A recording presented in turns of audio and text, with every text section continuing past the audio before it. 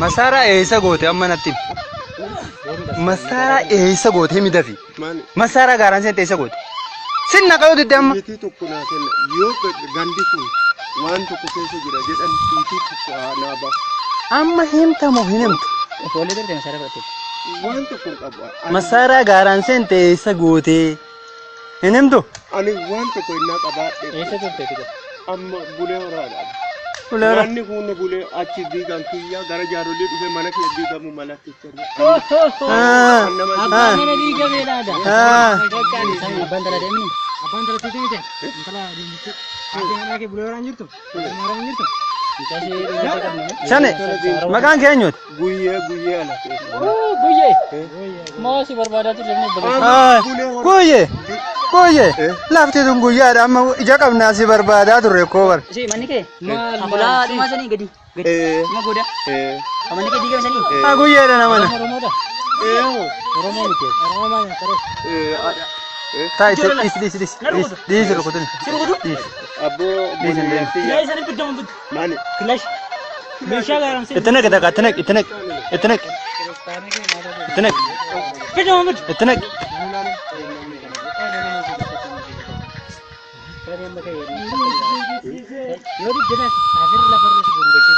Ala tiyiti tuni na kana. Shane indandeessa kai na qabaddu shane. Hin kaata kai na qabaddu shane. Gaaratti fiigaa turtan. Kai rakkoon qabu hin kaata kai. Hin kana qabaddu kai. Opa. Aizo shane jajjabon kufin. Waa laal takka lafa godhi. Laal amma uleedhaami. Ulee miti. Kun laal masaraa jira sana gartaami. Gurra sinaga nagadhiisi dhaabbadhuuf danda'e. Dhaab haadha teetiimi.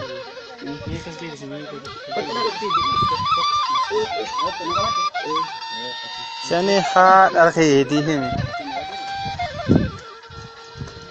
Asin nu burjaajeessaa turee deesii kun shani haa. warri baay'ee dhufe Warri beekee fiigaan haa dhufe shani. gadi geessaa waa kana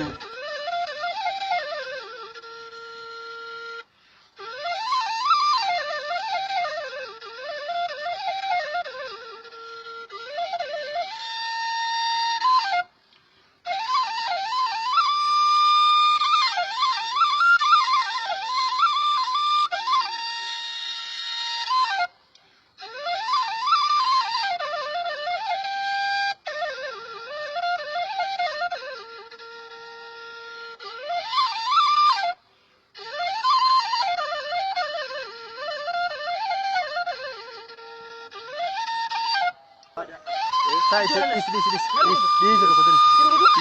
Abboo kilash meeshaa gaaramse Itti naqi.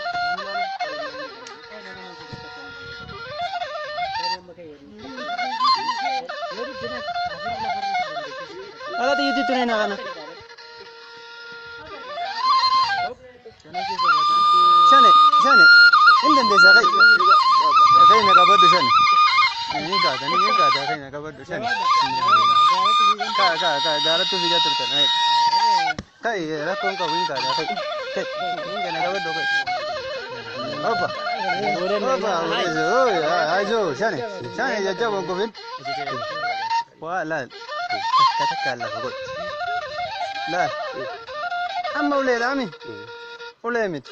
Kun laal masaraa jira sana gartaami. Gurra sinaga nagadhiisi dhaabbadhuuf danda'e. Dhaab haadha teetiimi.